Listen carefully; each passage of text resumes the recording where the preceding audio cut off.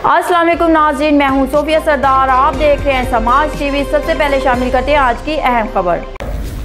Deputy commissioner Chaudhary Mohammad Arshad बदर ने कहा कि यौम अली रज़ी अल्लाह तआला अन्हु के मौका पर ज़ाब्ता इखलाक पर हर सूरत अमल दरामद करवाया जाएगा। ज़ाब्ता इखलाक की मामूली खिलाफ वर्जी भी नज़रअंदाज नहीं की जाएगी। ज़ाब्ता इखलाक की खिलाफ वर्जी पर फौरी कानूनी कार्रवाई अमल में लाई जाएगी। इन ख्यालात का इजहार उन्होंने यौम हज़रत अली के इंतज़ामात का जायज़ा लेने के हवाले से अजलास की सदारत करते हुए किया।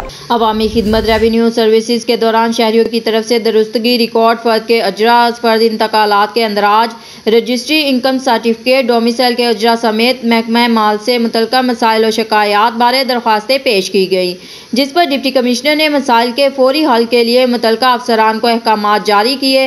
रेवेन्यू अवामी खिदमत सर्विसेज में दरख्वास्त गुजारों ने मुख्तलिफ मसाइल की निशानदही की, जिस पर डिप्टी कमिश्नर चौधरी मोहम्मद अरशद बदर ने कार्रवाई मुकम्मल करके रिपोर्ट करने की हदायत की। इस हवाले से डिप्टी कमिश्नर चौधरी मोहम्मद अरशद बदर का कहना था कि अवाम की दादरसी के लिए एक छत तले पटवारी से तमाम रेवेन्यू अफसरान तक मौजूद हैं। हर माह के पहले 2 रोज़ खुली कचहरी में शहरियों को दरख्वास्तों पर रिलीफ दिया जाता है।